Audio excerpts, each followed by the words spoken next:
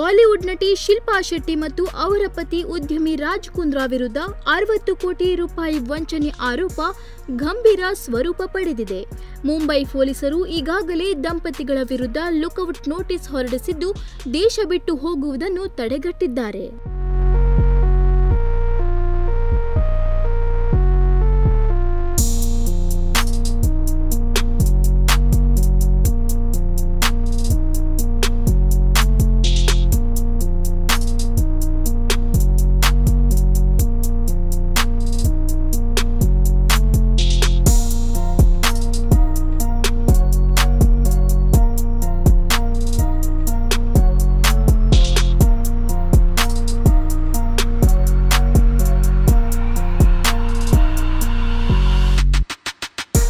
ಎರಡು 2015ರಿಂದ 2023ರ ನಡುವೆ ತಮ್ಮ company best deal TV private limited ವಿಸ್ತರಣೆ ಹೆಸರಿನಲ್ಲಿ ದಂಪತಿಗಳು ಉದ್ಯಮಿ ದೀಪಕ್ ಕೊಠಾರಿಯಿಂದ 60 ಕೋಟಿ ರೂಪಾಯಿ ಪಡೆದಿದ್ದಾರೆ ಎನ್ನಲಾಗಿದೆ.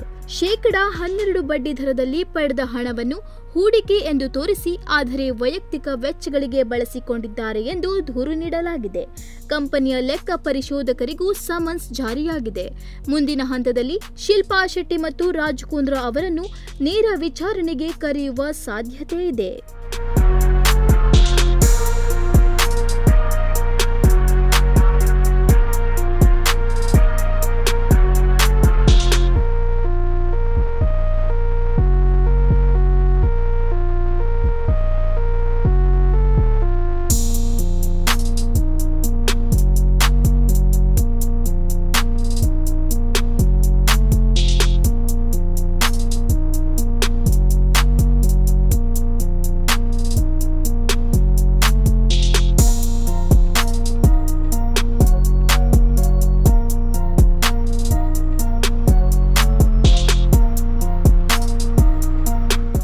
ಶಿಲ್ಪಾ ಶೆಟ್ಟಿ ಮತ್ತು ರಾಜ್ ಕುಂದ್ರಾ ವಿರುದ್ಧದ 60 ಕೋಟಿ ರೂಪಾಯಿ ವಂಚನೆ ಪ್ರಕರಣ ಈಗ ದೇಶದ ಗಮನ ಸೆಳೆದಿದೆ.